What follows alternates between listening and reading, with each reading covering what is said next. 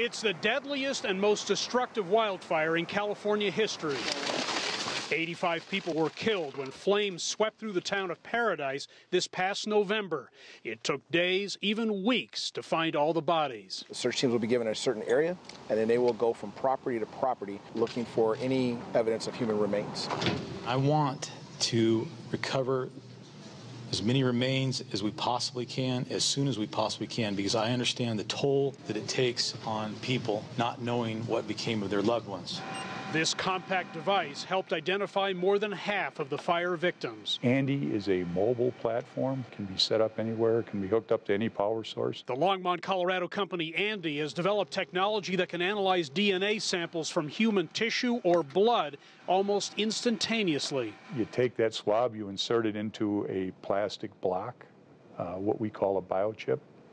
That chip goes into the instrument, you close the door, and literally wait just 2 hours. Andy Chief Federal Officer Jim Davis believes this machine, created with funding help from the U.S. government, is a game changer when it comes to victim identification. It's unparalleled technology, right? It's just, it is unlike anything we've ever had the ability to do before. We're used to seeing DNA processed just like that in movies and in TV shows.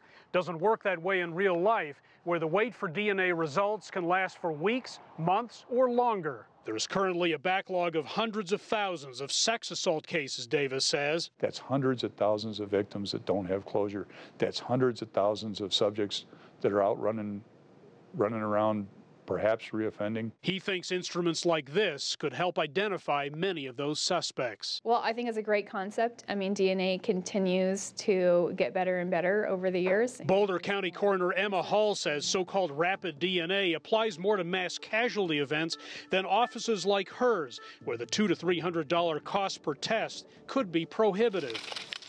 Family members able to provide DNA matches may also be hard to find. Sometimes we have to think creatively and work outside of the box, and this is just one tool. Closure for family members of victims is critical. Identifying them quickly has never really been something that we could do in the past. I mean, this really had an extraordinary impact, I think, on the folks that lost loved ones in that fire.